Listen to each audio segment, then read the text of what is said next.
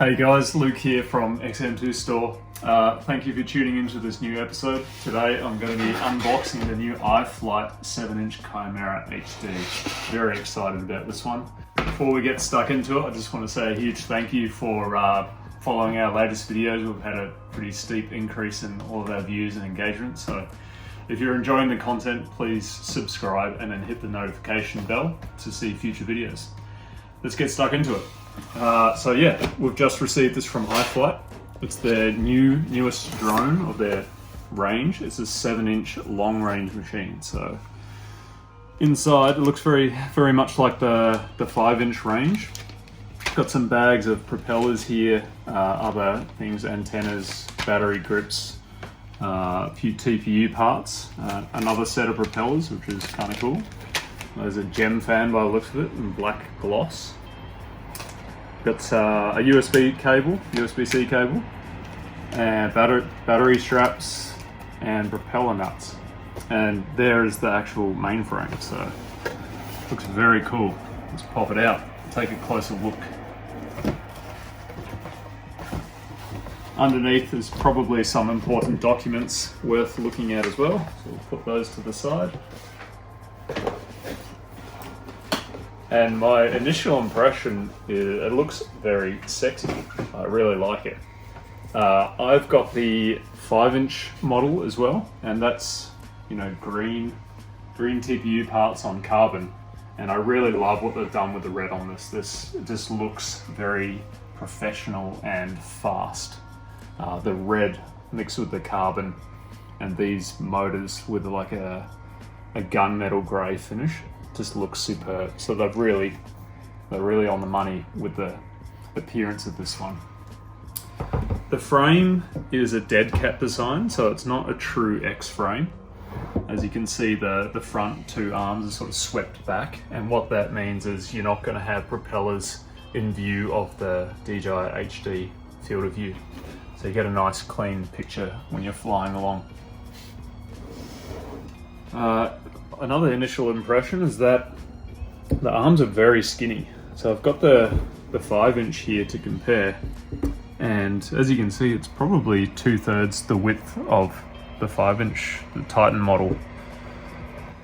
Still 6mm thick, so a very decent thickness, and it still feels very strong.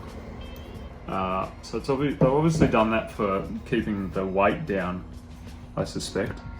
But I don't believe that this would fare too well in a crash. I think you're definitely going to break one of these arms. However, they are individual and they are replaceable as well. So, you know, it's not the end of the world if you do break one.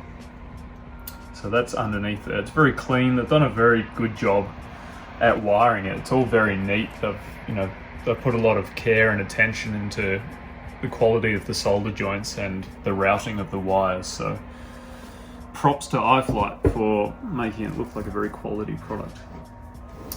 Let's just move from the front of the aircraft towards the back and look at some of this in more detail. It's quite a long main fuselage here. And out the front, they've got this module, or like a carbon fiber cage, with the DJI HD camera mounted inside. It's kind of poking out the front, which I don't really know the reason for. Maybe just to, you know, save a bit of real estate on the top of the mainframe there. And just behind it, they've got what looks like an LED into a printed transparent part, and that looks like it lights up or illuminates the iFlight logo underneath, which is a pretty cool feature, something different. I've never seen that before on an FPV frame. It's got a GoPro mount, TPU mount included, and it has the hardware to bolt your GoPro cage or whatever you want to use on there. You could also use like an Insta camera or any action camera of your choice, really.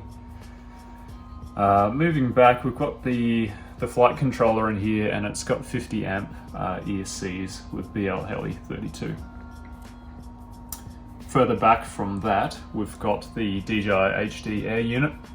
Pretty standard piece of equipment these days that can do internal recording to a micro SD card, and it has USB-C connectivity, which is exactly the same as what's on the flight controller, so you only need one USB cable. You know, there's a lot of similarities to the Titan model here as well with the TPU parts. However, they have extended the GPS module, the compass, further back outside of the frame. If we compare it to this one, it's, you know, this one doesn't have the compass installed because we've moved it, but it is poking, it's protruding out another inch or so, so it's clear of the antennas. This model, we've actually moved the GPS to on top of the battery so that we can get better reception at all times. Next up, we've got the antenna mounts. So I'm actually going to pull the antennas out of the bag. So iFlight have put quite a bit of thought into this machine, and you know, they probably have their own pilots giving them feedback as to what's best for a long range setup. I've pre-installed the TPU grips onto the SMA connectors here, but they just screw on like the other models do. And these antennas are actually really long, so what that means is while you're flying along, your antennas are never obscured by any part of the airframe, and you've always got direct line of sight. So you know, you shouldn't have any issues with range on this thing, which is what it's built for. And just to show you a comparison, this is a standard DJI antenna for the air unit. This is a true RC one, so it's a little bit longer, maybe a little bit over an inch longer. And this is the iFlight antenna, so it's longer again, so length is always a good thing. Let me install that one to the frame. It's all coming together very nicely, and I'm really liking the appearance of this whole machine. It is super cool. One other thing to touch on are these motors, and these are Zing 2806.5, 1300 kV, and these will support up to 6S. So 6S, 1300 kV with these GemFan 7040 props, which are included. Go ahead and get some of these propellers on there.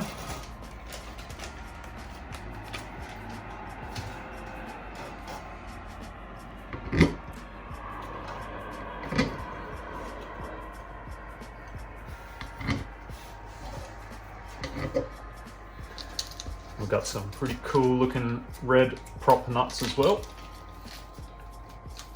Gotta love everything being color coordinated.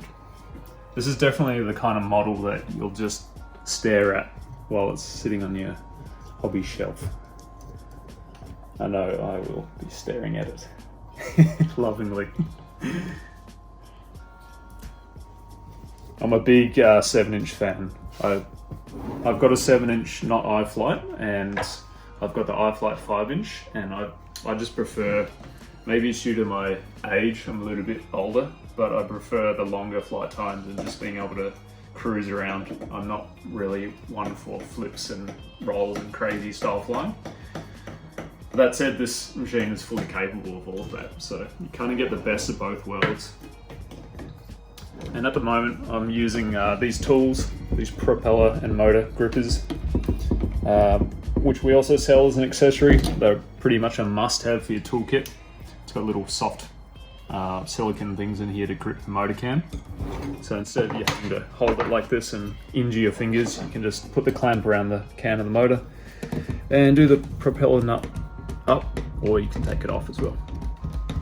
So if you haven't seen these before, you're living under a rock.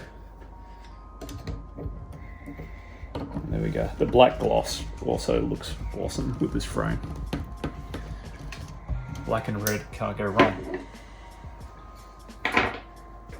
All right. In this bag, we've also got some of this sort of battery grip material, which you stick onto the frame. However, I'm choosing not to use this. It looks like they've given you enough to mount on the top and the bottom of the frame. So they claim on their website that you can put your battery on the top here behind a camera, or no camera if you choose, or you can put it underneath. So underneath you could essentially run a bigger battery, and on top you could have your camera with a smaller battery behind it. But yeah, I'm opting to not use this battery grip. Instead, I'm going to use this stuff made by Team Black Sheep. Armor grip, it's called. It's super tacky, super sticky. And the benefit of this is if you do have a crash, your battery is essentially stuck on there. It's so sticky, it's crazy. So yeah, here's some sort of mounted on the 5-inch frame. It's like super tacky. All right, so I've got the propellers on. Got a couple of spare battery straps in here, some spare hardware, some spare bolts. That's the USB-C cable. And yeah, I'll chuck my GoPro on. All right, so just mounted up my GoPro on the mount there.